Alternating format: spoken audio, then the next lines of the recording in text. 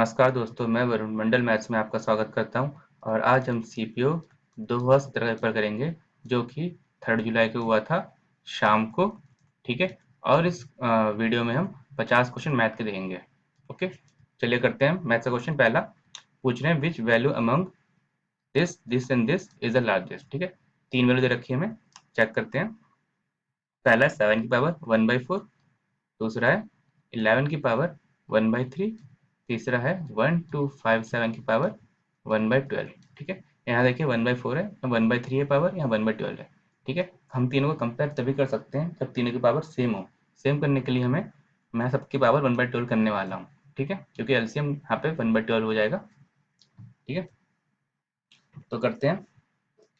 तो 7 की पावर 1/4 करेंगे, हम कन्वर्ट करेंगे 7 की पावर 3 इंटू 1/12। ठीक है, 11 की पावर 4 इंटू 1/12, और 1257 की पावर पहले से 1/12 है। ठीक, और मैं जो ब्रैकेट के अंदर वैल्यू है उन्हें ही कंपेयर करना है। तो 7 के पावर 3 क्या होता है 343, और 11 के पावर 4 क्या होगा, ये होगा 14641, और 1257 पहले से ही 1257 है। हमें इन तीनों को कंपेयर करना है, वो आप खुद देख सकते हो कौन सा बड़ा है। ये वाली वैल्यू बड़ी है, इसका मतलब सबसे बड़ी वैल्यू 11 की पावर 1/3 है। तो हमारा आंसर ये हो गया है। ठीक है, नेक्स्ट देखते हैं, ये क्या सही आंसर हमारा। नेक्स्ट है, what is the value of this. ठीक है, तो इसे सॉल्व करते हैं। जो गिवन है, ठीक है, उसका आपको बस ऐड करना है, कुछ नहीं करना है, खुद तो कर लेते हैं इसे। ये हो जाएगा, ये 4 है, ये 9 है, तो इनका एलसीएम ले लेते हैं। ये आएगा, एलसीएम आएगा 36। ठीक है, तो 36 प्लस 9 प्लस 4 प्लस यहाँ पे इसकी वैल्यू 9 है, इसकी वैल्यू 16 है, तो एलसीएम आएगी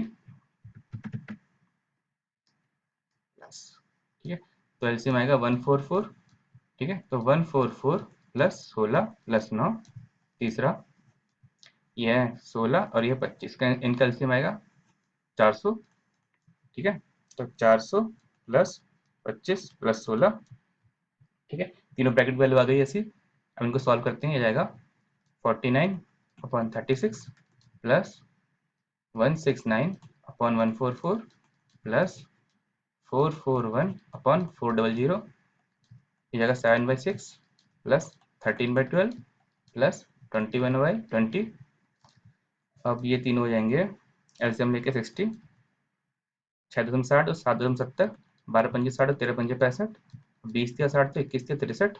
हम तीनों को जोड़ते हैं, 60, 5×3 8, 6×6 12 7 19।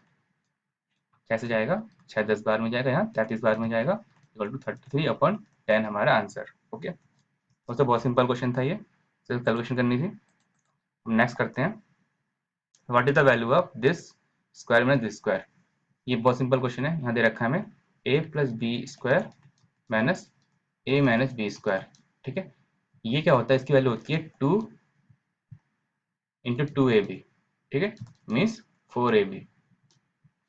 ओके, तो 4ab पे वैल्यू पुट करते हैं। 4 इंटू यहाँ पे एक है 2 इंटू 3 इंटू 107। ठीक है, तो 2 इंटू 3 इंटू 107 को मल्टीप्लाई कर लेते हैं, 7×3 = 21, 7×2 = 14, और 2 जीरो से मैंने मल्टीप्लाई किया, 2 बार क्रॉस लगा दी मैंने, तो 1×3 0 2 1 2 7 1 2 2 1 7 2 1। ठीक है, इसको 4 से मल्टीप्लाई करते हैं, 4×1 = 4, 4×2 = 8, 4×7 = 28, 4×1 = 4, 2 6, और 4×2 = 8। तो वैल्यू आ गई 86884, 86884। ठीक है, ये हमारा आंसर आ गया है। ओके, अगर यहाँ पे माइनस का प्लस होता, अगर माइनस का प्लस होता क्या होता। ठीक है, तो इसके लिए फॉर्मूला याद यहाँ लिख देता हूँ। अगर a plus B square plus a minus B square दे रखा हो, तो इसका मतलब होता है 2 into A square plus B square. ठीक है, तो सब नेक्स्ट देखते हैं। दूसरा है next, if 4 6 n is divisible by 18, what is the value of n। ठीक है, इसको करने का तरीका है, आप 460 लेकर देख लीजिए। 460 इसको हम 18 से डिवाइड करते हैं। ठीक है, 18×2 = 36। ठीक, बचेगा 1 0 0, 18 पंजे 90, क्या बचा 10। ठीक है, अब 10 रिमाइंडर में अगर आप 8 जोड़ दोगे तो 18 से डिवाइड हो जाएगा। मीन्स अगर आप इसमें 8 जोड़ दोगे तो आपकी जो वैल्यू है 18 से डिवाइड हो जाएगा। मीन्स 460 प्लस 8, 468 हमारा आंसर। ठीक है, नेक्स्ट करते हैं। नेक्स्ट है which is the smallest 4 digit number that is a perfect square. दोस्तों बहुत सिंपल क्वेश्चन है, पूछ रहे स्मॉलेस्ट 4 डिजिट नंबर जो कि परफेक्ट स्क्वायर है। पहले स्मॉलेस्ट 4 डिजिट नंबर लिखिए 1000। ठीक, इसका स्क्वायर रूट क्या होगा? सबसे पहले एक याद करिए, अगर हम 10 का स्क्वायर रूट करोगे तो इसकी वैल्यू आएगी 3.162277। ठीक है, आप ये वैल्यू याद कर लीजिए, ये आपको बहुत काम आएगा। ठीक है, अगर आप इसका स्क्वायर रूट करोगे, 1000 का स्क्वायर रूट करोगे तो इसकी वैल्यू क्या आएगी? इसकी वैल्यू आएगी √10 × 10। ठीक है, क्योंकि 100 का तो हो जाएगा। ठीक है, 10 ये बचेगा √10 बच जाएगा, तो √10 की वैल्यू हमें पता है 3.1622, तो इसकी वैल्यू क्या आ जाएगी 331.62। ठीक है, √1000 का वैल्यू 31.62 है, इसका नेक्स्ट इंटीजर क्या है 32। ठीक है, तो मिनिमम जो परफेक्ट स्क्वायर होगा उसका √32 है। ठीक है, तो इसका स्क्वायर क्या है 32 × 32 मीन्स 1024 हमारा आंसर। ठीक है, 1024 हमारा आंसर जाएगा। ठीक है, स्मॉलेस्ट 4 डिजिट नंबर बोला है। अगर हमसे स्मॉलेस्ट 3 डिजिट नंबर बोलता, 3 डिजिट नंबर, तो हमारा इसी से ही सॉल्व होता। ठीक है, 4 डिजिट से हमें मिल गया स्मॉलेस्ट, सॉरी मैं क्या बोल रहा हूँ, सॉरी, अगर हमसे लार्जेस्ट 3 डिजिट पूछा होता, ठीक है, लार्जेस्ट 3 डिजिट, उसके लिए हमें स्मॉलेस्ट 4 डिजिट लेते हैं, वैल्यू यही निकलती, पर हम 31 लेते हैं।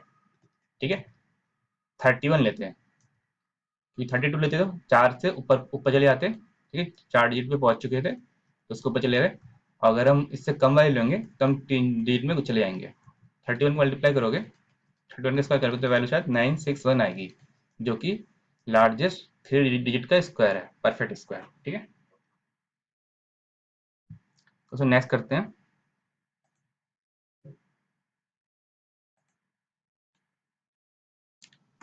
चलो तो फिर से बोलता हूँ, जैसे कि आपने √1000 लिया। ठीक है, ये हमारा स्मॉलेस्ट 4 डिजिट नंबर है। अगर इसको हम राइट में जाएंगे, 1000 के राइट में जाएंगे तो हमारे 4 डिजिट नंबर मिलेगा। ठीक है, अगर हम 1000 के लेफ्ट में जाएंगे, अब इसका छोड़ दीजिए स्क्वायर रूट। ठीक है, भूल जाइए स्क्वायर रूट। अगर 1000 के लेफ्ट में जाएंगे तो हमें 3 डिजिट नंबर मिलेंगे जो कि मैक्सिमम होंगे। ठीक है, अगर इसका रूट करोगे, ठीक है, इसकी वैल्यू आएगी 31 पॉइंट जो भी है। ठीक है, 31 पॉइंट जो भी है उसको भूल जाइए।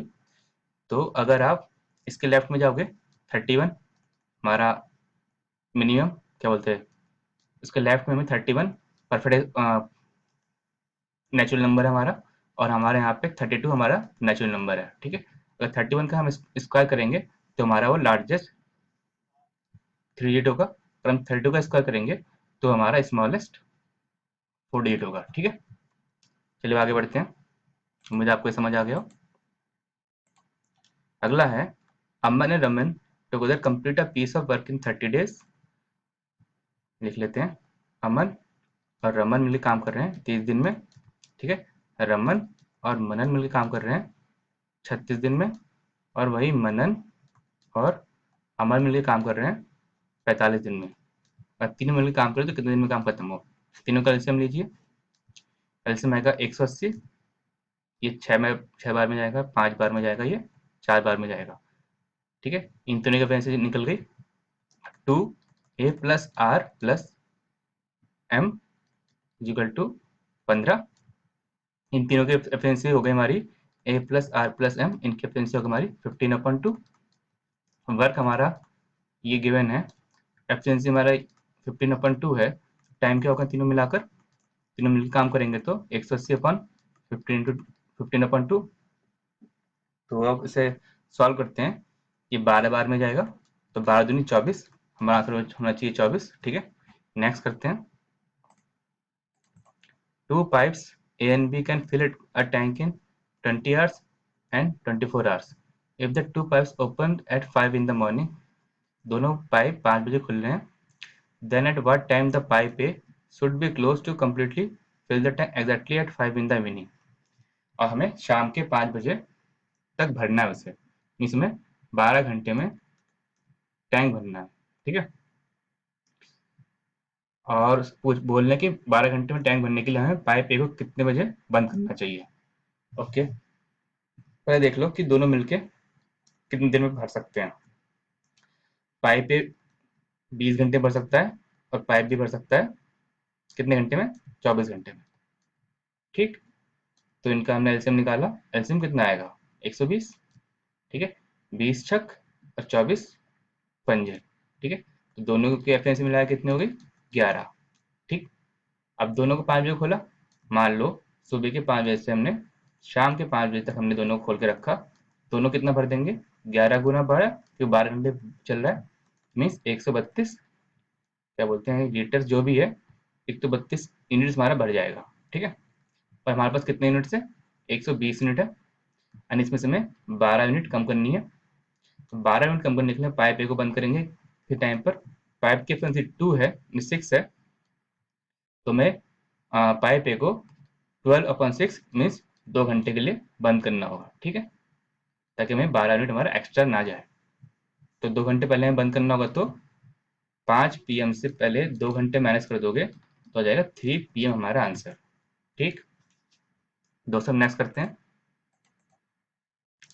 The marked price of a cycle is ₹36,800, 25% discount given है, तो सेलिंग प्राइस क्या है, सेलिंग प्राइस क्या हो जाएगा, सिंपल सा है, selling price equal to MP into 100 मैंने डिस्काउंट अपॉन 100, तो हमारा MP है 36,800 इंटू 76 अपॉन 100, इससे ये गया, तो मल्टीप्लाई करना है बस, 368 इंटू 76, 6 6 36 4 40, 4 18 22, ठीक है। और 7 8 56, ठीक है, 7 6 42 5 47, और 7 3 21 4 25, ठीक है। अब जोड़ दियो 8 6 9 7 2, 27968 हमारा आंसर, ठीक। नेक्स्ट करते हैं। An article having mark price is sold to this, mark price हमारा 1800 है और हमारा सेलिंग प्राइस 1476 है, डिस्काउंट परसेंट क्या है, तो selling price equal to mark price into X upon 100, ठीक है, क्यों हमें डिस्काउंट परसेंट निकालना है, तो एक्स मान लेते हैं यहाँ पर, एक्स क्या है 100 माइनस डिस्काउंट, ठीक है। सेलिंग प्राइस क्या है 1476 equal to 1800 into X upon 100, double zero से डबल जीरो गया, से डिवाइड करते हैं, तो पहले 9 दूनी 18, 9 एकम 9, 5 और 7, 9 अट्ठे 9 9 छक 54, 3 और 6 और 9 चौक 36, 2 से फिर में जाएगा, 2 अट्ठे 16 और 2, तो x इक्वल टू 82, तो x 82 है, ठीक है। डिस्काउंट कितना हो जाएगा, discount equal to 100 minus X, ठीक है, मीन्स 18%। ये तो आप ऐसा भी बोल सकते हो, selling price equal to 82% of mark price, discount हो जाएगा 18%, ठीक है। नेक्स्ट करते हैं। Two ratio the ratio of two numbers is 5:11, जब दोनों में 10 जोड़ दें तो रेशियो हो जाएगा 7:13, ठीक है। तो हम इस रेशियो को मान लेते हैं 5x:11x, ठीक है, और इसको मान लेते हैं 7y:13y, ठीक है। तो हमारे पास पहले गिवन है 5x/11x, ठीक। अब ये कह रहे हैं कि इसमें 10 जोड़ दो, तो हमने 10 जोड़ दिया दोनों में, ठीक है, दो नंबर में 10 जोड़ दिया, तो ये हो गया इनका रेशियो 7y/13y, y से y कट जाएगा, ठीक। सॉल्व करते हैं, 13 पंजे 65 x plus 130 equal to 77x plus 70, ठीक है, हो जाएगा 12x equal to 60 means x equal to 5, okay. The sum of two numbers बोला है, हमारे नंबर क्या है 5x और 11x, मीन्स ये हमारा सम क्या होगा हमारा 16x, ठीक है, तो 16 इंटू 5 सम क्या होगा हमारा 80, ओके, करेक्ट आंसर 80। नेक्स्ट करते हैं। नेक्स्ट है कि if 3p is equal to 5q is equal to 15r, 3p is equal to 5q is equal to 15r, value of p is to q is to r, ठीक है। तो पहले दो दो को ले लेते हैं ताकि रेशियो निकाल सकें, तो हम रेशियो लेंगे 3p/5q। 3p=5q, इसका मतलब p की वैल्यू होगी 5 और q की वैल्यू होगी 3। ठीक है, मीन्स p/q हो गया 5/3। ठीक है, अब ले लेते हैं 5q और 15r को। 5q = 15r, q = 3r। ठीक है, मीन्स q की वैल्यू हो गई 3, r की वैल्यू हो गई 1। ठीक है, मीन्स q/r = 3:1। ठीक है, अब यहाँ लिखते हैं p q r। p q ratio क्या है? p q का रेशियो है 5:3 और q r का रेशियो है 3:1। ठीक है, वन कैल्सियम कर लो तो वैल्यू आएगी 5:3:1। ठीक है, आंसर हो गया हमारा। दोस्तों नेक्स्ट करते हैं, मुझे आपको समझ आ रहा होगा।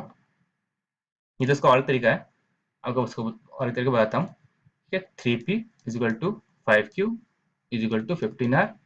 ठीक है, 3, 5 और 15 तीनों का एलसीएम क्या होता है? 15 है ना। तो आप पूरे इक्वेशन को 15 से डिवाइड कर दीजिए, पूरे इक्वेशन को, तो क्या जाएगा? p/5 = q/3 = r/1।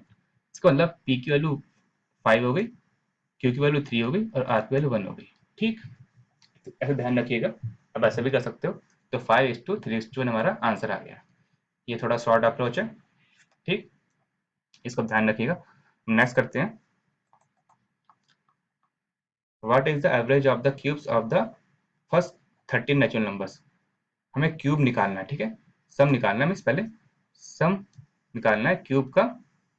Cube means 1 cube plus 2 cube plus ऐसे करके 13 क्यूब तो जाएगा। ठीक है, और उस सम को हमें एवरेज निकालना है, मीन्स सम अपॉन 13 कर देंगे हम। ठीक है, तो सॉल्व करते हैं। सम अगर हमें गिवन हो एन तक, अगर क्यूब निकालो फॉर्मूला होता है n into N plus 1 upon 2 की पावर स्क्वायर। ठीक है, हमारे यहाँ पे n क्या है? 13।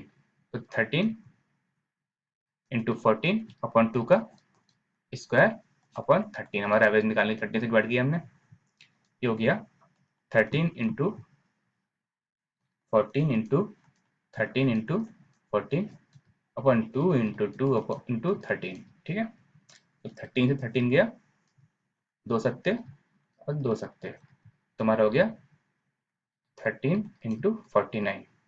ठीक है, तो इसे मल्टीप्लाई कर लो, 49 इंटू 13, 13 नम 117, 13 चौक 52 और 11, 52 11 63।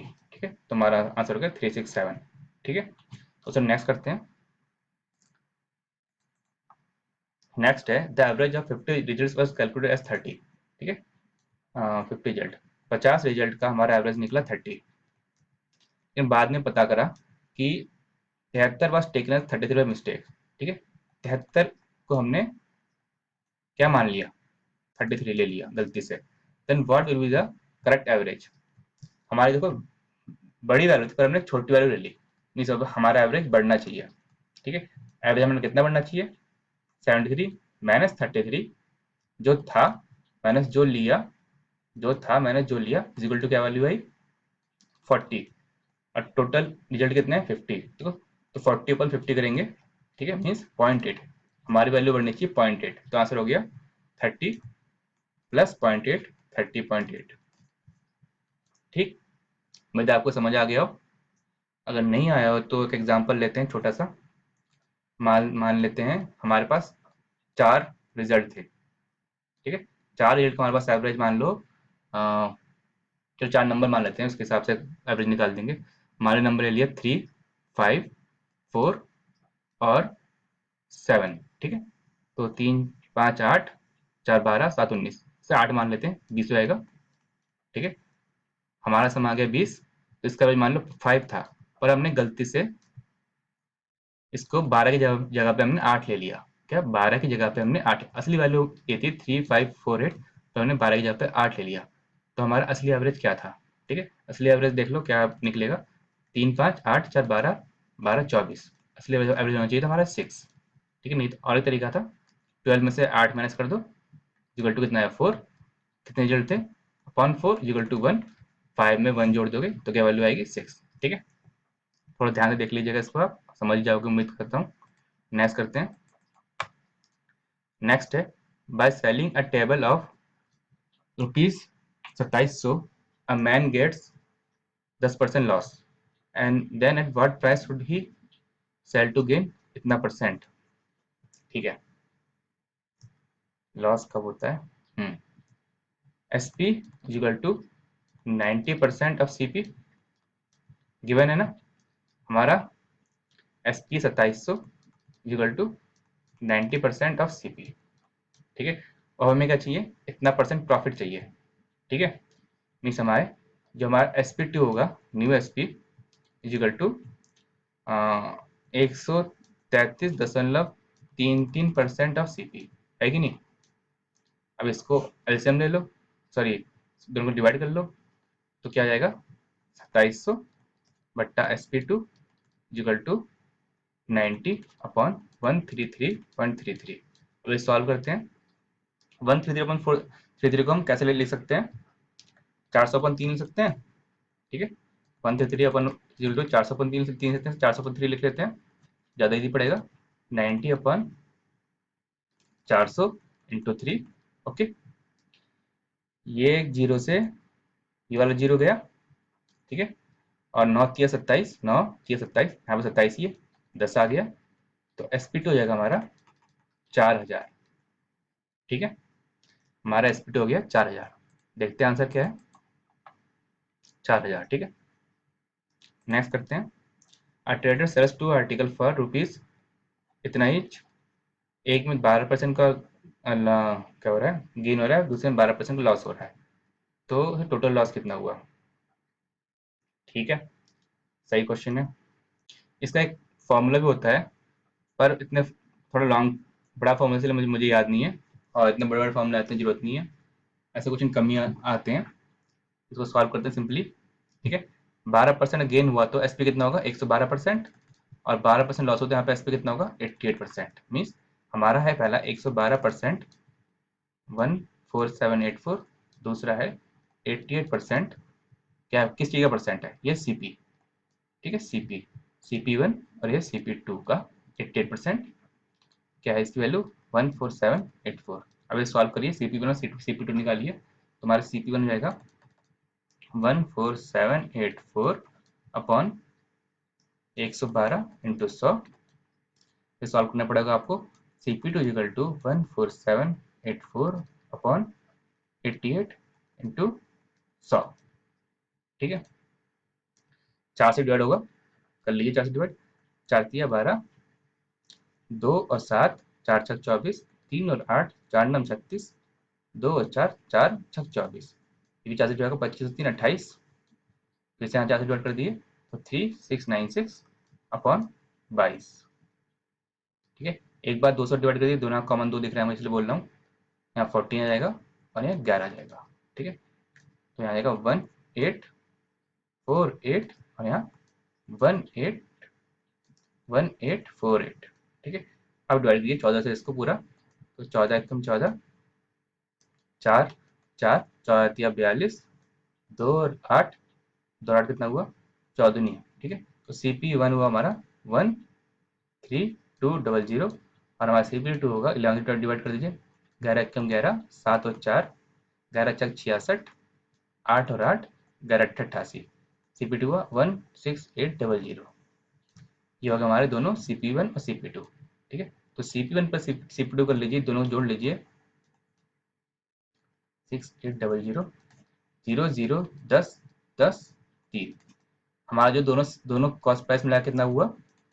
300000। और हमारा सेलिंग प्राइस का हुआ दोनों मिलाकर, सेलिंग प्राइस जो होगा 14784 इंटू 2, 2 चौके 8, 2 अट्ठे 16, 2 अट्ठे 14 एक 15, 2 चौका 8 एक 9, और 2 एकम 2। हाँ, दोनों सेलिंग प्राइस मिला के इतना हुआ, दोनों कॉस्ट प्राइस मिला के इतना हुआ, तो हमें क्या हुआ? लॉस हुआ, क्योंकि सेलिंग प्राइस हमारा कम है कॉस्ट प्राइस से। कितना लॉस हुआ?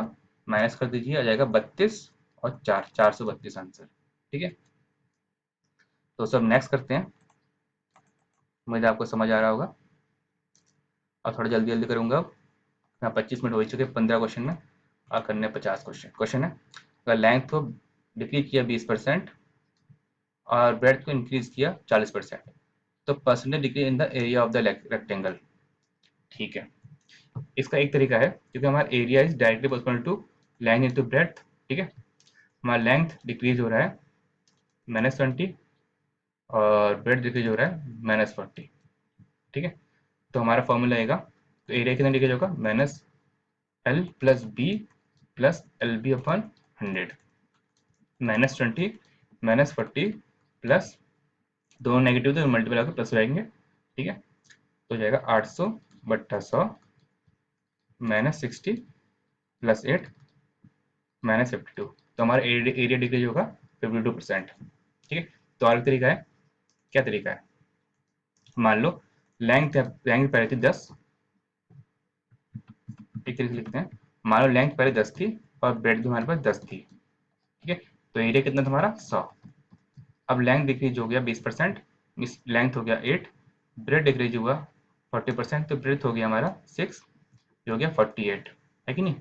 कितना डिक्रीज हुआ 52, तो हमारा 52% डिक्रीज हुआ है। ओके, कैसे 52 अपन original value into 100। Okay, next करते हैं। If the radius of sphere is decrease by 10%, तो percentage volume of sphere will be क्या होगा, ठीक।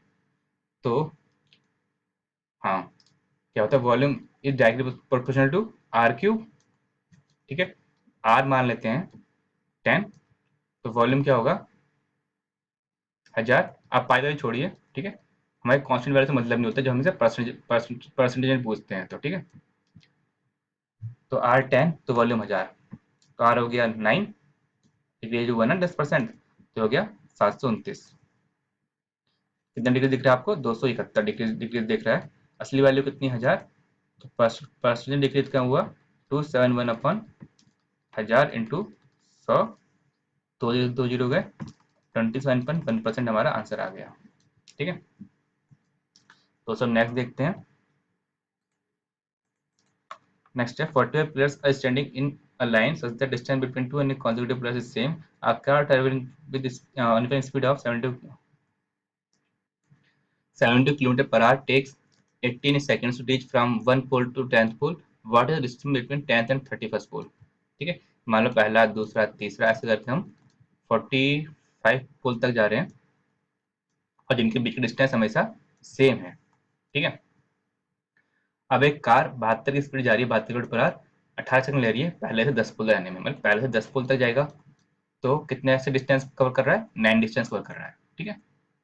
9x मान लेते हैं, ठीक है, जो भी है, अब जो जैसे ही मानो, ठीक है। 9 डिस्टेंस कवर कर रहा है वो 18 सेकंड में। अब पूछ रहे हैं कि what is distance distance between 10 से लेके 31 पोल तक, 10 से लेके अगर 31 पोल तक जाओगे, कितने डिस्टेंस कवर कर रहे हो 21, 9 डिस्टेंस कवर कर रहे हो आप 18 सेकंड में, तो 21 डिस्टेंस कितने सेकंड में कवर करोगे, 9 डिस्टेंस 21 डिस्टेंस कवर करोगे आप 18/9 इंटू 21, ठीक है, मीन्स 42 सेकंड में, ठीक है। 42 सेकंड में कार कवर कर रही है 10 से लेकर 31 तक का पोल, ठीक है। हमें सेकंड चल गया पता, हमें स्पीड पता है, टाइम पता है, तो हम डिस्टेंस निकाल सकते हैं। Distance equal to speed into time, speed है 72 इंटू 5/18, मैंने इसको मीटर पर सेकंड कन्वर्ट कर दिया है, इंटू 42, 18×72, और आंसर हो गया 200, 12×5 = 60, 240, ठीक है।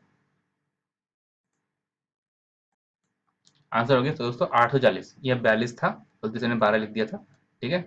तो 42 × 20 840 हमारा आंसर हो गया, ठीक। दोस्तों नेक्स्ट करते हैं। नेक्स्ट है two trains are moving in the same direction at speed of 54 और 92। सेम डायरेक्शन मीन्स एक ही डायरेक्शन में मूव कर रही दो ट्रेन है, एक की स्पीड है 54, दूसरी की है 92। छोटी वाली 54 लिख देते हैं, बड़ी वाली की 92 लिख देते हैं, ठीक है। तो तीन बनाया मैंने। Their lengths are 400 metre and 360 metre respectively. What is the time taken by faster train to cross the slower train, ठीक है।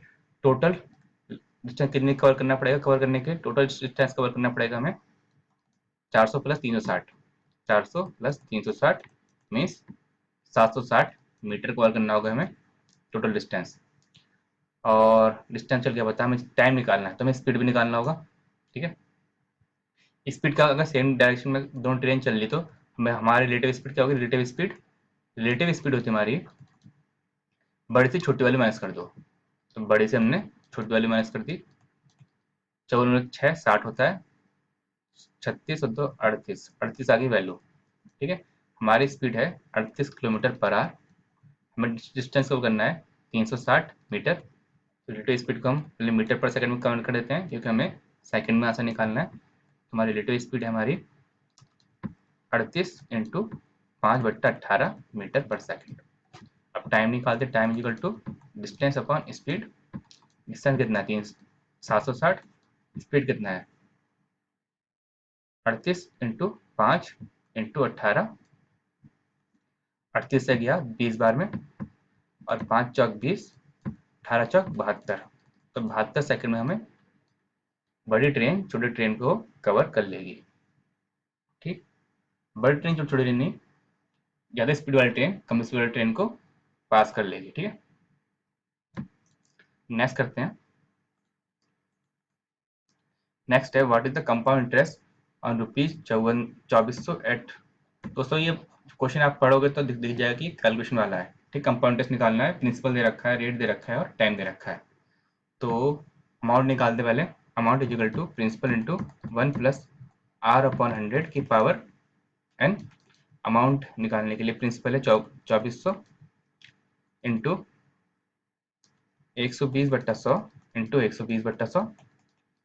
ठीक, 6/5 और 6/5। ठीक है, 5 से इसको डिवाइड करो। 5×4 = 20, 5×4 = 4, 0, 5×8 = 40, 0। फिर से 5 से डिवाइड करोगे 96। तो वैल्यू हो जाएगी 6×3 = 36, 6×3 = 36, 6×9 = 57, 576 इतने 6, 6×36, 6×7 = 42 और 3 45, 6×5 = 34। ठीक है, हमारा अमाउंट कितना होगा? 3456। प्रिंसिपल कितना है? 2400। तो कंपाउंड इंटरेस्ट हो गया amount minus principal equal to 1056। हमारा आंसर 1056। ठीक है दोस्तों, हम नेक्स्ट करते हैं। नेक्स्ट है, तो नेक्स्ट प्रिंसिपल बता दूं कि आपको तो पता ही होगा कि 2016 के रिजल्ट में मेरा CSS में सिलेक्शन हो गया है। ठीक है, इसलिए जब तक मेरी ज्वाइनिंग नहीं होती तब तक मैं कोशिश करूंगा कि जितना मैं कवर कर सकता हूँ मैथ्स उतना कर लूँ।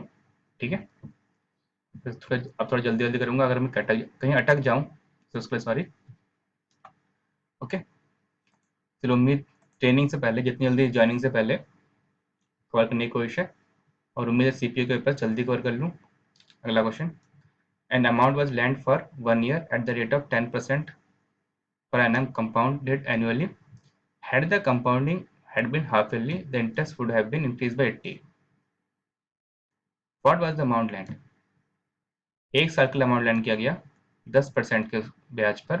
अगर वो हाफ ईयरली होता तो क्या होता? ठीक है, तो अगर ईयरली हो रहा है, 1 साल के लिए हुआ है, तो 10% गया। ठीक है, हाफ ईयरली होगा। ठीक है, अगर हाफ ईयरली होगा तो 1 साल में 2 भाग होंगे। ठीक है, 1 साल में एक भाग ये हुआ, एक भाग ये, एक होगा 5%, दूसरा होगा 5%। ठीक है, तो जो टोटल कंपाउंड इंटरेस्ट होगा हाफ ईयरली का वो होगा, क्या होगा? 5 + 5 + 5 × 5 कि 2 पार्ट में डिवाइड हो गया। ठीक है, तो जाएगा 10.25%। ठीक है, हमारा ईयरली में 10% था, हाफ ईयरली में 0.25% है। तो कितना परसेंट इंक्रीज एक्स्ट्रा मिल रहा है? 0.25%। और 0.25 कितने परसेंट के बराबर है? 80 के बराबर है। ठीक है, तो अमाउंट होगा हमारा 100%। तो 100% कितना होगा निकालते हैं। 0.25% 80 के बराबर है, तो 1% हो जाएगा 320 के बराबर, और 100% हो जाएगा 320,000। ठीक है दोस्तों, नेक्स्ट करते हैं। The line chart given below represents the sales of trousers and shirts for 5 months। ठीक है, ट्राउजर्स है ग्रे वाला, शर्ट है ब्लैक वाला। ओके, तो what is the difference between sales of shirts per month January and April? जनवरी का है, जनवरी है, और पूछ रहा है शर्ट का। शर्ट का है काला, काला। अप्रैल काला। कितना डिफरेंस है? 15 का डिफरेंस है। ठीक है, और इस 100 में है 1500 आंसर होना चाहिए। ठीक है, तो आंसर क्या है 1500। ठीक है, नेक्स्ट देखते हैं दोस्तों। हाँ, नेक्स्ट देखते हैं दोस्तों, what is the percentage increase in the sales of trousers from January to February. Trousers जनवरी से फरवरी में हमारा 40 से 50 जा रहा है, तो कितना परसेंट, कितना इंक्रीज होगा 10।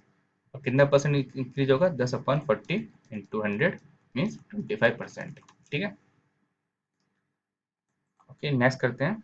25 आ गया। नेक्स्ट है, in March sales of trousers is what percent of sales of shirts. March में देखिए, मार्च का मार्च ट्राउजर्स 55 है और शर्ट 30 है, तो 55 इज व्हाट परसेंट ऑफ 30। तो निकाल लेते हैं, किसने रोका। तो आ गया 550/3 इक्वल टू 3 एकम 3, 2 और 5 3 अट्ठे 24 इक्वल टू 3 तिया 0.33 हो जाएगा। तो 183.33%। ठीक है, अगर ये पूछा व्हाट परसेंट मोर होता, ठीक है, अगर व्हाट परसेंट मोर होता तो आंसर होता 83.33। ठीक है, क्योंकि तब हुआ था मोर मतलब 25/30 हुआ था। ओके, तो सर नेक्स्ट करते हैं। अब नेक्स्ट है, total sale of shirts for 5 months is how much percent more than total sale of trousers for 5 months. अब तीनों 5 साल 5 महीने को जोड़ना पड़ेगा हमें, तो शर्ट का जोड़ लेते हैं पहले। 70 75 30 55 65। पहले मैं जीरो वाला कर लेता हूँ। 70 और 30 कितना हो गया 100। अब 5 वाले कर लेते हैं। 75 और 55 कितना हुआ 130 और 35 65 हो गया 195। 295 आंसर आ गया हमारा इसका। ठीक है, ट्राउजर का। स्टार्ट कर लेते हैं। 40 50 90 55 145 और 25 5 200 170 34 204। ठीक है, 204। तो हमारा ट्राउजर्स ही हो गया, शर्ट ही हो गया। तो शर्ट्स कितना परसेंट मोर है ट्राउजर से। मोर कितना है हमारा 91। ठीक है, अपॉन 204 इंटू 100। सॉल्व करते हैं। सॉल्व करके देखिए क्या आता है। ये क्या 9100 अपॉन 204। ठीक, इसको आप सॉल्व करिए। इसके लिए जो होगी वही होगा आंसर। मैं कॉपी में कर लेता हूँ, मैं चाहता हूँ गलती कर दूँ। तो 9100 अपॉन 204, इसको वैल्यू आ गई 44.60।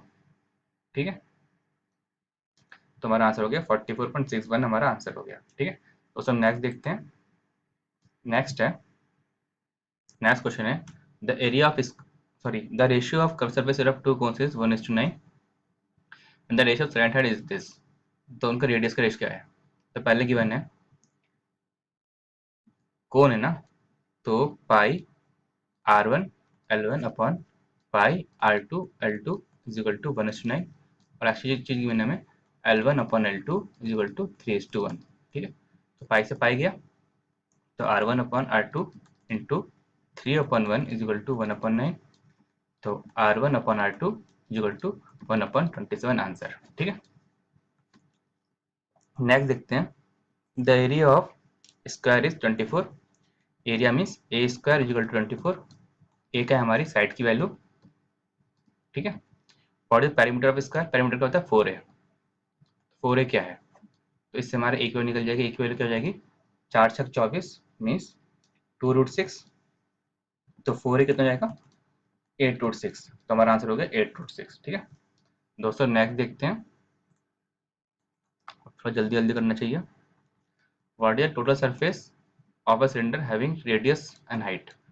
टोटल सरफेस का होता है सिलेंडर का 2πrh plus 2πr² means 2πr plus h। ठीक, तो रेडियस दे रखा है 7 और हाइट दे रखा है 15। निकालते हैं।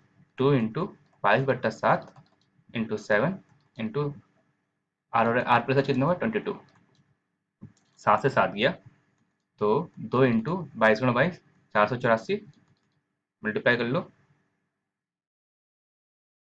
मल्टीप्लाई करने में क्या आएगा 2 × 8 2 × 8 = 16 2 × 8 = 9 968। ठीक है, हमारा आंसर होगा 968। तो सब नेक्स्ट देखते हैं। A cylindrical well of height, this is made, okay. Cylindrical well of height 40 meters and 7 meters is dug on a field 56 meters long and 11 meters wide. The earth is taken out, spread evenly on the field, what is increased. ठीक है, मैं diagram करके आपको समझाता हूँ. मान लो, एक second है दोस्तों, थोड़ा जगह चाहिए मुझे, जगह ही नहीं है. चलो यहीं पे करते हैं.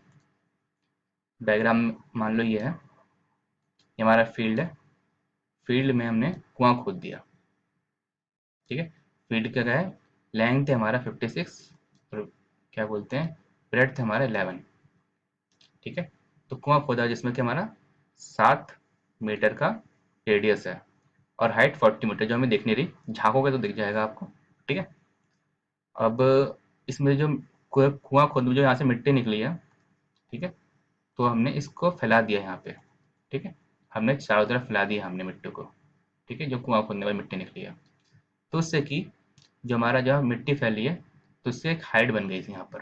ठीक है, उससे एक हाइट बनी है, तो उस लेवल को हमें पता करना है, जो हाइट निकली है उस पर पता करनी है. तो उसे कैसे करेंगे, इसके लिए करते हैं, रेड पेन लेते हैं फिर से. ये आएगा वॉल्यूम ऑफ वेल, जो हमारे कुएं का वॉल्यूम होगा equal to volume equal to क्या होगा, पहले तो इसका एरिया निकाल लो, शेडेड पोर्शन का, शेडेड पोर्शन का एरिया, शेडेड का एरिया इंटू लेवल. लेवल में फील्ड का जो लेवल मीन्स हाइट, लेवल मतलब हाइट है. ठीक है, शेडेड में जो हाइट बढ़ेगा वो. तो वॉल्यूम ऑफ वेल क्या हुआ, क्या सिलेंडर है, तो ये पाई आर स्क्वायर एच, तो 22/7 pi R 7 H F 40 is equal to shaded area का निकालते हैं वैल्यू, ये आएगा 56 इंटू 11 माइनस, माइनस क्या होगा, माइनस ये वेल, वेल इसका एरिया क्या होगा, पाई आर स्क्वायर. ठीक है, तो पाई स्क्वायर करते हैं 22/7 इंटू 7 ठीक है, इंटू लेवल को माना था एच. ठीक है, हाइट. सॉल्व करते हैं, 7 से 7 गया तो हो जाएगा 22 इंटू 7 इंटू 40 इक्वल टू 56 गुणा 11 करो कितना आएगा, ये आएगा 560 प्लस 56 माइनस 749 माइनस होएगा 22 गुणा 7 माइनस 22 गुणा 7 करेंगे तो 7 दूनी 14, 7 दूनी 14 15. ठीक है, इंटू एच. आई थिंक 7 सब जगह कॉमन आ रहा है, काट देते हैं. 7 80 8 और 22. ठीक है, तो करते हैं, सॉल्व करते हैं, तो 22 गुणा 40 इक्वल टू 88 में से 22 गया तो 66 into H 3, H equal to 40/3 means 33.33. ठीक है, आप अगर यहाँ तक समझ गए तो इसका आगे कैलकुलेशन आप खुद कर सकते थे. ठीक है, आंसर आ गया 33.33 हमारा आंसर. तो सर नेक्स्ट देखते हैं. नेक्स्ट है cuboid of sides 5, 10 for 20 meters melted to form new cube. ये हमारा क्यूबॉइड है मान लो. ठीक है, इस क्यूबॉइड को हमने मेल्ट किया और हमने बना दिया क्यूब. ठीक है, अब क्यूबॉइड को क्यूब बना दिया तो क्या पूछ रहे हैं कि तो टोटल सरफेस एरिया जो रेशियो है क्या होगा क्यूबॉइड और क्यूब का. पहले देख लो, जो हमारा क्यूब का जो साइड निकल रहा है वो क्या है, क्यूब का साइड की वैल्यू क्या होगी, साइड. ठीक है, इसको एस मान लेते हैं, S cube is equal to 5 cube plus 10, sorry volume same होगा दोनों का, क्या कर रहा हूँ, 5 इंटू 10 इंटू 20. ठीक है, S cube equal to 5 into 10 into 20 means तीनों में 5 ले लो. ठीक है, तो हो जाएगा 5 cube into 2 into 4 means 5 cube into 2 cube. तो एस की वैल्यू कितनी होगी, 10. ठीक है, तो साइड का जो, सॉरी जो क्यूब का जो लेंथ है साइड की वैल्यू कितनी होगी, 10. ठीक है, तो अब सरफेस एरिया निकाल लो क्यूबॉइड का. क्यूबॉइड का सरफेस एरिया क्या होगा, 2 into 5 into 10 plus 5 into 20 plus 10 into 20. Solve करो, क्या आएगा, 2 5 मीन 50 प्लस 5 गुणा 20 मीन्स 100, 10 गुणा 20 मीन्स 200, ठीक है। 2 इंटू 150 प्लस 200 350 इक्वल टू 700। इसका जो सरफेस एरिया निकला वो कितना निकला 700। इसका निकालते हैं, इसका क्या होगा, सरफेस एरिया क्या होगा, इसका सरफेस एरिया होगा 6a² मीन्स 6s² होगा, ठीक है। 6s² means 600। तो रेशियो क्या होगा 700 से 600 मीन्स 7:6, ठीक है। दोस्तों नेक्स्ट देखते हैं, what is the value of this plus this. दोस्तों बहुत सिंपल क्वेश्चन है, 1/1 माइनस एक्स की पावर p अपॉन एक्स की पावर q, ऐसे लिख सकते हैं, एक्स की पावर p माइनस q को प्लस 1/1 माइनस एक्स की पावर q अपॉन एक्स की पावर p, ठीक है। तो हो गया 1/एक्स की पावर q माइनस एक्स की पावर p अपॉन एक्स की पावर q प्लस एक्स की पावर p ऊपर जाएगा तो यहाँ पे एक्स की पावर p माइनस एक्स की पावर q, दोनों को कॉमन ले लो तो जाएगा एक्स की पावर q माइनस एक्स की पावर p अपॉन एक्स की पावर q माइनस एक्स की पावर p, ठीक है, इक्वल टू 1। ओके, तो नेक्स्ट देखते हैं, नेक्स्ट है if X square minus 3x plus 1 equal to 0 what is the value of X plus 1 upon X. यहाँ पे X square minus 3x plus 1 equal to 0 means X square plus 1 equal to minus 3x, ठीक है। इसलिए मैंने आपको पहले बता रखा है मैक्सिमम पावर और मिनिमम पावर को लेते हैं हम, ठीक है, साथ तो जाएगा x को यहाँ ले आइए तो x plus 1 upon x equal to 3 हमारा आंसर हो गया है, ठीक है। नेक्स्ट करते हैं, नेक्स्ट है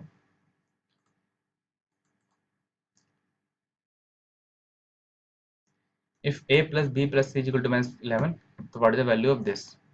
ओके, तो अब a प्लस 4 को x मान लो, b प्लस 5 को x equal to a plus B, y equal sorry क्या लिख दिया मैंने, x equal to a plus 4, y equal to b plus 5 और z equal to c plus 2 मान लो।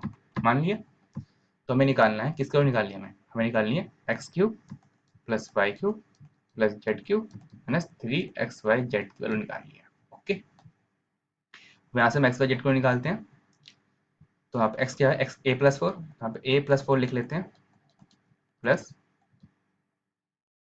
b प्लस 5 लिख लेते हैं प्लस c प्लस 2 लिख लेते हैं। हमने यहाँ 4 5 और 2 को जोड़ दिया है मीन्स 4 5 9 तो 11 इक्वल टू -11 प्लस 11 मीन्स 0। तो हमें क्या मिल गया x plus Y plus Z equal to 0। अगर आपने फॉर्मूला पढ़ा हो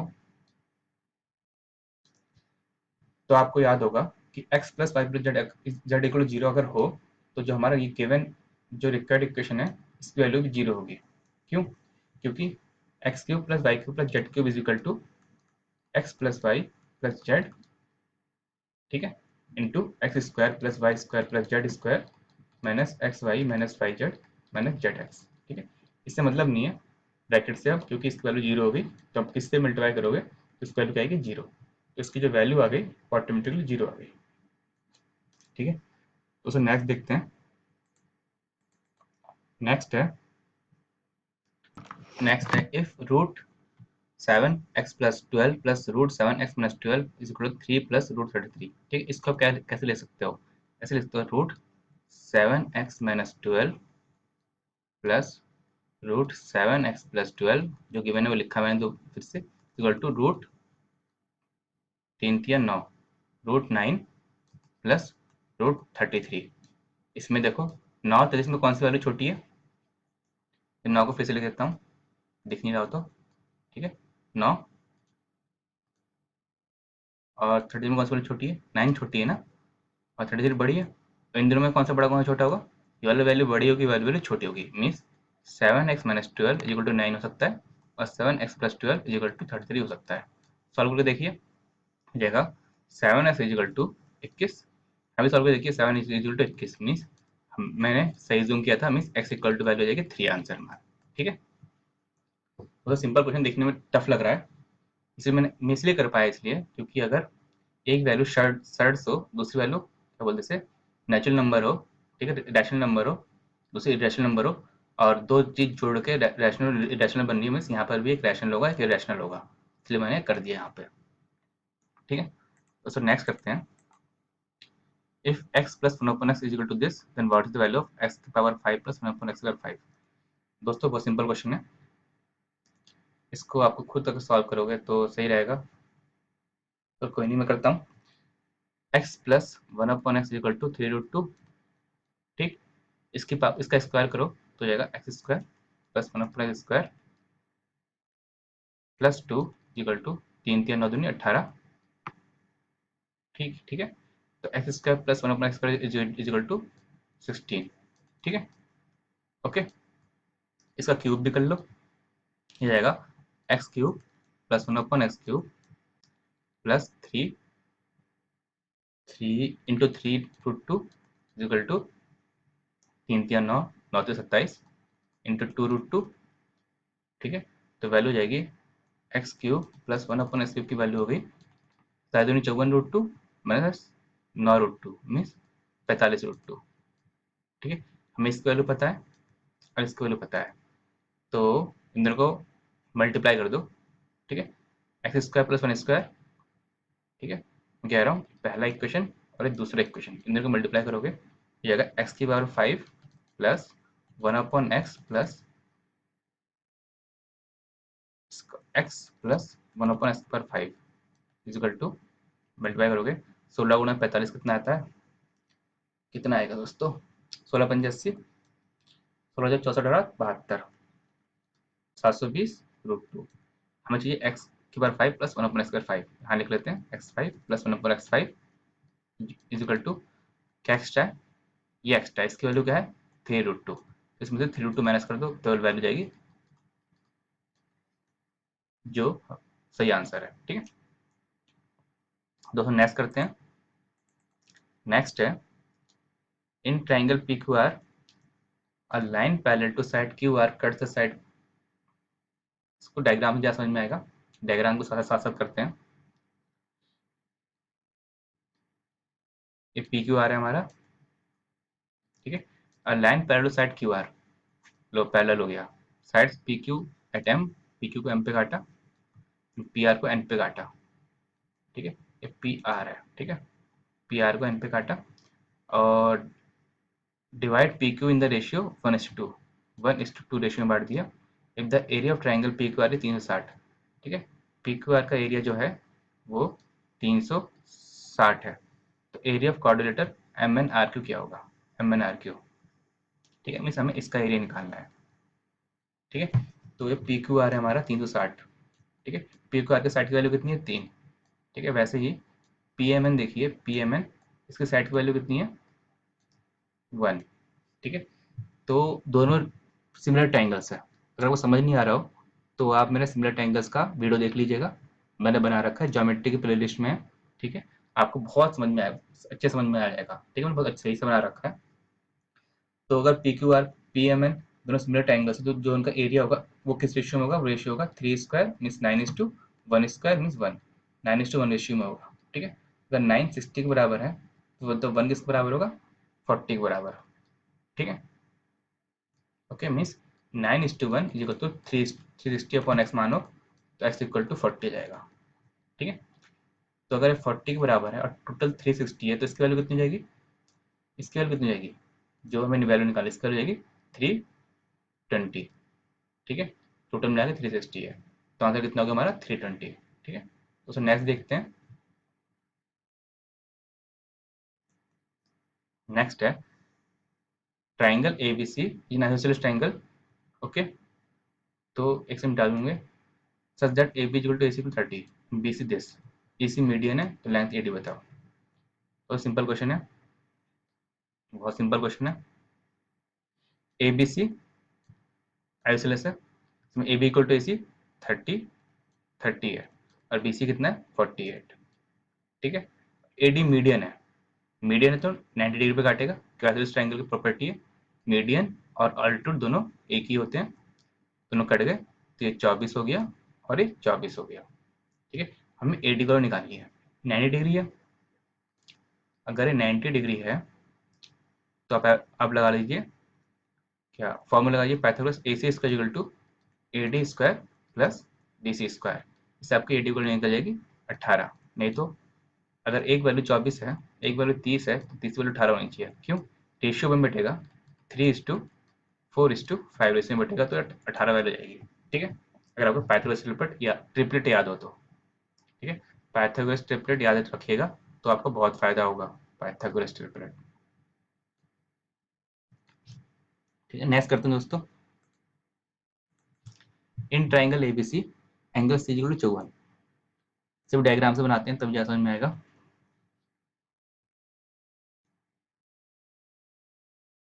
एबीसी, ए बी सी, सी कितना है? 54। The perpendicular bisector of A B at D meets BC at E. Bisector of AB meets DC at, okay समझ में आया। तो इसका एक परपेंडिकुलर बाइसेक्टर है, मीन्स यह बाइसेक्ट भी कर रहा है, परपेंडिकुलर भी है, जो BC को मीट करता है E पर।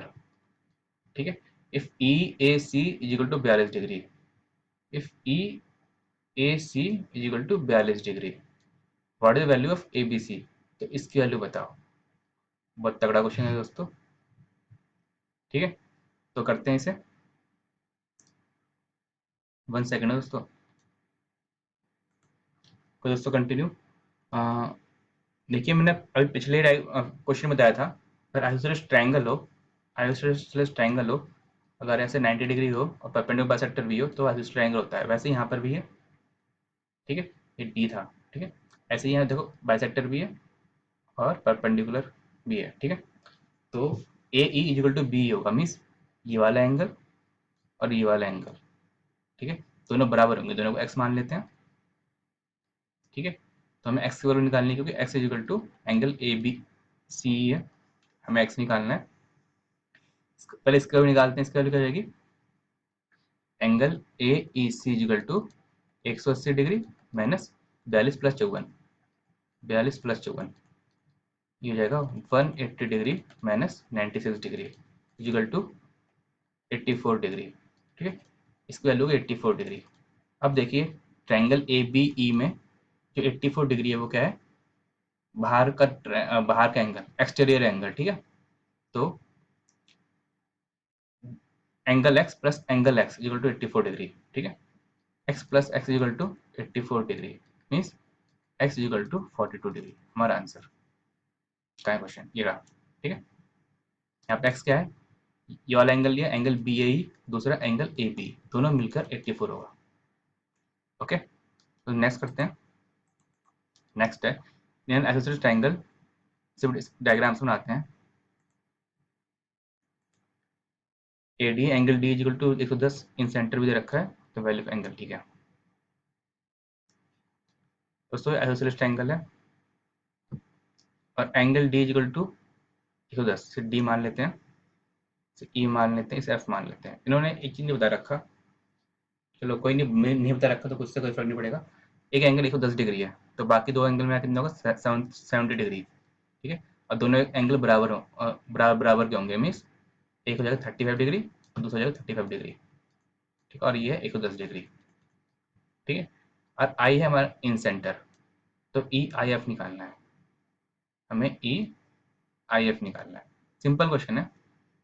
ठीक है, इन सेंटर क्या होता है? X, X is equal to 90 degree plus angle D upon, ठीक है, इसी के अपोजिट में जो वाला एंगल है, ठीक है, साथ में एंगल डी अपॉन 2, तो 90 प्लस क्या होगा? 55 इक्वल टू 145 डिग्री, 145 डिग्री। ठीक है, तो आंसर होगा 145 डिग्री। हमें ये निकालने की जरूरत भी नहीं थी, बस मैंने आपको ऐसे बता दिया कि उन्होंने साइड में बता रखा। ठीक है, तो कैसे बताएंगे कि कौन से एंगल कैसे हैं? और 70 डिग्री, क्योंकि दूसरे एंगल 110 के 10 हो ही नहीं सकता, तो दोनों मिला के कितने हो जाएंगे? 220 हो जाएंगे। 110 प्लस 110 जो कि क्या बोलते हैं 180 से ऊपर है, इसे ट्रायंगल की एंगल मिला के 180 से ऊपर नहीं हो सकता, मीन्स बाकी दोनों एंगल बराबर होने चाहिए, इसलिए मैंने किया था। Okay, next question. In the following figure O is the centre of the circle, O centre है, पी आर क्यू 50 है, पी आर क्यू 50 है, हमें निकालना है पी टी क्यू, हमें इसकी वैल्यू निकालनी है, इसे एक्स मान लेते हैं। हाँ सिंपल क्वेश्चन दोस्तों, पी आर क्यू टी देखिए, ठीक है, पी आर क्यू टी देखिए, कोऑर्डिनेटर, ठीक है, coordinator P R Q T दोगे तो इसमें एंगल आर और एंगल टी क्या है, दोनों opposite angles, angle R plus angle T opposite angles है, तो इनका सम कितना होना चाहिए 180 डिग्री, ये प्रॉपर्टी है। तो 50 plus angle P T Q equal to 180 degree, तो एंगल पी टी क्यू कितना हो गया 130 डिग्री। तो दोस्तों बहुत सिंपल क्वेश्चन था ये, ठीक है, डायग्राम टफ लग रहा होगा लेकिन क्वेश्चन बहुत सिंपल था, जितना बड़ा क्वेश्चन था उतना ही छोटा आंसर था। अगला क्वेश्चन देखते हैं, if two cos cos square theta minus 1 equal to 0, theta acute है, तो इस वैल्यू निकालो, ठीक है, करते हैं। Two cos square theta minus 1 equal to 0, तो cos square theta equal to half, तो cos square theta equal to 1 upon root 2 का स्क्वायर, है कि नहीं, तो cos theta equal to 1 upon root 2 equal to cos 45 degree, तो theta equal to 45 degree. अब इसको किसका निकालिए, cot square theta minus tan square theta, तो कॉट स्क्वायर थीटा क्या होता है 1, tan स्क्वायर थीटा का होगा 1, क्योंकि थीटा 45 डिग्री है। अब 1 से 1 को घटाओ कितनी वैल्यू आएगी 0, तो आंसर हो गया हमारा 0। दोस्तों नेक्स्ट क्वेश्चन करते हैं, नेक्स्ट है if 1 upon cos theta plus sin sec theta equal to 1 upon 2, इसको मैथड लिख सकते हैं cos theta plus sec theta equal to 2, ठीक है। यहाँ पे आप देख सकते हो कि x plus 1 upon x equal to 2 आ रहा है, ठीक है, फिर sec थीटा cos थीटा का इनवर्स है, cos थीटा को आप x मानोगे तो sec थीटा का होगा 1 अपॉन एक्स। अगर इस फॉर्म में आपका कोई भी टर्म हो तो x और x की वैल्यू क्या क्या आती है 1 आती है, means cos theta equal to 1 और sec थीटा भी 1 अपॉन 1 इक्वल टू 1, ठीक है। तो हमें किसको निकालनी है cos 100 theta plus sec 100 theta, means 1 plus 1 equal to क्या जाएगा, आज की वैल्यू हो जाएगी 2। तो बहुत सिंपल क्वेश्चन था, ठीक है। अगर आप इसको सॉल्व भी करोगे ना, क्या अगर इस क्वेश्चन को सॉल्व करोगे तब भी आपको cos थीटा की वैल्यू 1 ही आएगी, ठीक है, सॉल्व करने जाओगे तो, ठीक है। नेक्स्ट करते हैं, सॉल्व कैसे करोगे, आज को ऐसे लिखिएगा cos theta plus 1 upon cos theta equal to 2, तो हो जाएगा cos square theta minus 2 cos theta equal plus 1 equal to 0, तो हो जाएगा cos theta minus 1 whole square equal to 0, तो cos थीटा की वैल्यू हो जाएगी 1, ठीक है। तो नेक्स्ट करते हैं अब, what is the simplified value of 1 plus cot a by 2, ठीक है। तो इसके लिए आप ऐसा करिए, आप इसको a की वैल्यू कुछ भी अज्यूम कर लीजिए, a की वैल्यू मैं यहाँ पे 60 डिग्री अज्यूम कर लेता हूँ, ताकि a बाई 2 की वैल्यू भी 30 हो जाए, a बाई 2 की वैल्यू भी 30 हो जाए। सॉल्व करते हैं इसे अब, 1 प्लस cot 60 क्या होता है, cot 60 1 अपन रूट 3, और cot 30 का होता है रूट 3, इसकी वैल्यू कितनी होगी 2। अब ऑप्शन से देखते हैं, ऑप्शन में क्या क्या है, चार ऑप्शन है ना, cos a by 2, sin square a by 2, ठीक है, वैल्यू पुट करते हैं, वैल्यू 2 होनी चाहिए। cos की वैल्यू कोई भी 2 हो सकती है, नहीं। sin स्क्वायर की वैल्यू कोई भी 2 हो सकती है, नहीं। तो बचे ये दोनों, cos की वैल्यू कोई भी 2 हो सकती है, नहीं। तो बचा अकेला ये है, बस आंसर हो गया हाफ cosec स्क्वायर थीटा, ठीक है।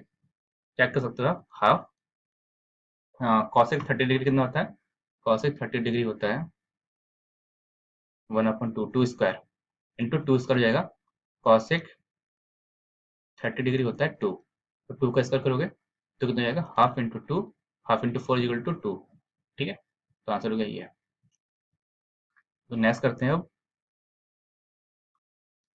नेक्स्ट है इफ tan थीटा बाई 2 और tan 2 theta by 5 is equal to 1, अगर आपको tan a, tan को लिख लूँ, ठीक है, अगर आपको tan a into tan b into tan b is equal to 1 दे रखा हो, इसका मतलब होता है a plus b is equal to 1, sorry a plus equal to 90 degree, 1 लिख रहा हूँ, ठीक है, a प्लस 90 डिग्री, कैसे, इसको भी कर देते हैं, आप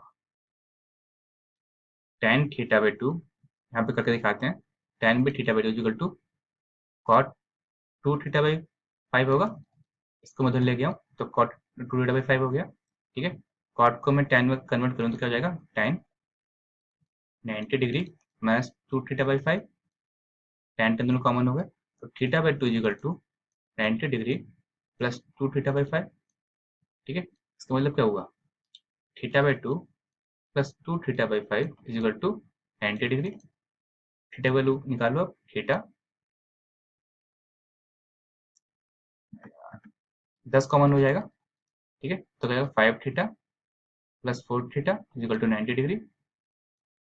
ठीक है, means 9θ equal to 900, means theta equal to 100 degree. Value theta का हो गया 100 डिग्री। ठीक है, तो नेक्स्ट करते हैं। नेक्स्ट है, what is the simplified value of 3 upon this plus 5 upon this minus this. Cos का थीटा को क्या लिख सकते हो, साइन स्क्वायर थीटा अपॉन में। ठीक है, तो 3 sine square theta plus 1 plus tan square theta का होता है सेक स्क्वायर थीटा, और 1 अपॉन सेक स्क्वायर थीटा क्या हो जाएगा, कॉस स्क्वायर थीटा। तो 5 cos square theta minus 2 cos square theta हो जाएगा 3 sine square theta plus 3 cos square theta. मैं इन दोनों को मैंने सॉल्व किया, तो 3 sine square theta plus cos square theta equal to 3 हमारा आंसर। ठीक है दोस्तों, नेक्स्ट करते हैं। नेक्स्ट है, चलो अब ये आ गया है। अब मुझे पाई चार्ट बहुत अच्छे लगते हैं, इसमें गलती होने की चांसेस बहुत ही कम होती है, नेग्लिजिबल मान लीजिएगा। ठीक है, क्वेश्चन है the given pie chart shows the expenditure incurred in making book. अब मैं इसमें नेग्लिजिबल क्यों बोल रहा हूँ, जब भी ग्राफ चार्ट आते हैं ना आपके पेपर में, तो कभी भी ऐसा होता है ना कि आपकी वैल्यू समझ में आती है, इसकी वैल्यू 20 है, 30 है, 25 है, अगर ऐसा करके दे रखा हो। ठीक है, पर यहाँ पे आपको वैल्यू पहले से गिवन होती है, तो यहाँ पे गलती होने की चांस कम हो जाती है। ठीक है, क्वेश्चन है if total expenditure is 60,000 then what is expenditure on printing. Printing कितना है, प्रिंटिंग 27%, 100% कितना गया हमारा 60,000, 27% कितना होगा 27/100। ठीक है, इंटू 60,000। ठीक है, तो सॉल्व करिए, जाएगा 742 छः दूनी 12 16 162 0, ये हमारा आंसर। ठीक है दोस्तों, नेक्स्ट करते हैं। नेक्स्ट है what is the central angle of the sector made by expenditure on paper. Paper का है, पेपर 25 डिग्री है, 25% है। ठीक है, 100% इक्वल टू 360 डिग्री होता है। ठीक है, कि टोटल एंगल कितना 360 डिग्री, टोटल परसेंटेज कितना हुआ 100 डिग्री, 100%। ठीक है, तो 25% कितना होगा, 25% होगा 360 डिग्री अपॉन 100 इंटू 25, ये जाएगा 90 डिग्री। ठीक है, तो नेक्स्ट करते हैं। नेक्स्ट है the expenditure on binding is how much percent more than expenditure on paper. ठीक है, परसेंट में बताना है, और परसेंट मोर, मोर का मतलब देना कि मोर लिखा नहीं लिखा है। बाइंडिंग का है 33% और पेपर का 25%, मोर कितना है 8%। तो 8/25 इंटू 100 निकालना है, सॉल्व करिए, 25 चक 100 तो हो गया 32% हमारा मोर है बाइंडिंग में। ठीक है, तो नेक्स्ट करते हैं, 32 आंसर हो गया। नेक्स्ट है अगर पेपर 20,000 है तो बाइंडिंग में कितना है, पेपर का है 25% है, बाइंडिंग कितना है 33% है। अगर 25% की वैल्यू 20,000 हो गई तो 33% की वैल्यू कितनी होगी, 20,000/25 इंटू 33, 25 अट्ठे डबल जीरो, तो डबल जीरो आ जाएगा, 8 तिया 24, 8 × 3 = 24 2 26, 26400 हमारा आंसर होना चाहिए। ठीक है, उसको नेक्स्ट करते हैं। ओके, नेक्स्ट कर रहे हैं। नेक्स्ट है, तो एक ही बात बताना चाहूँगा कि अगर बैंक के पेपर में 2 बार दी मैंने अब तक, ठीक है, तो उसमें मैं डीआई के क्वेश्चन छोड़ दे लास्ट में करता था, पर यहाँ पर मैं डीआई क्वेश्चन पहले करता हूँ एसएससी में। ठीक है, ओके, नेक्स्ट करते हैं। In others there are only 2 types of expenditure, marketing and distribution in ratio 3:2। ठीक है, what was the central angle made by the sector expenditure and marketing. In others, others का 15% है। 15% को उन्हें 3:2 रेशियो में बांटा है। 15% को उन्हें 3:2 रेशियो में बांटा, मीन्स एक 9% हो जाएगा और एक 6% हो जाएगा। कैसे? 9% कैसे आएगा? 3/5 इंटू 15, इसकी वैल्यू 9 हो जाएगी, दूसरा 2/5 इंटू 15। ठीक है, तो ये हो गया। तो इसके बाद 9% 6% हो गया। आप पूछ रहे हैं कि what was central angle made by the expenditure on marketing. Marketing वाला कौन सा था? थीम वाला था। तो 9% का एंगल बताना है। 100% का एंगल आपको पता ही है, कितना होता है? 360 डिग्री। ठीक है, तो 10% कितना होता है? 36 डिग्री। 1% कितना होता है? 3.6 डिग्री। 9% कितना होगा? 10% माइनस 1% का डिग्री होगा, मीन्स 36 डिग्री माइनस 3.6 डिग्री से माइनस कर लीजिए, तो जाएगा 33 degree minus 0.6 degree, means 32.4 degree. ठीक है, ये हमारा आंसर हो गया। ओके, और यहाँ पे हमारे 50 का 50 क्वेश्चन हो गए। हाँ, तो मैं आपको कह रहा था, बैंक के क्वेश्चन में डीआई के क्वेश्चन थोड़े लेंथी होते हैं, पर एसएससी में बहुत ईजी होते हैं। ठीक है, जो हमारा डीआई है, एसएससी का डीआई, इसलिए आप एसएससी के डीआई में ज़्यादा टाइम ना वेस्ट करें। ठीक है, ये कहना चाह रहा था मैं। आपके जो यहाँ पे टफ क्वेश्चन होते हैं ना, सिंपल वाले क्वेश्चन, लेंथी ज्योमेट्री वगैरह, वो आप डीआई में कवर कर सकते हैं। ठीक है दोस्तों, बस अभी के लिए इतना ही। उम्मीद है आपको सारे क्वेश्चन समझ में आ गए हो। अगर नहीं आए हो तो अभी अभी मेरा व्हाट्सएप ग्रुप चल रहा है, सोच रहा हूँ मैं फेसबुक या टेलीग्राम में से कन्वर्ट कर दूँ, क्योंकि हम मेंबर बढ़े आ रहे हैं। तो ग्रुप का मैं नंबर दे रहा हूँ 8587962919। आज मैं आपको लिंक भी शेयर कर दूंगा ये डिस्क्रिप्शन में, आप देख लीजिएगा। ठीक है, तो उस लिंक से आप ज्वाइन हो जाइएगा ग्रुप। ठीक है, तो आप इस नंबर मैच करके ग्रुप में ज्वाइन हो सकते हैं, ताकि आप कोई भी डाउट पूछ सके। ठीक है, अगर आपको वीडियो पसंद आए तो कृपया लाइक शेयर एंड सब्सक्राइब करना ना भूलें। ओके, तो बस अभी के लिए इतना ही।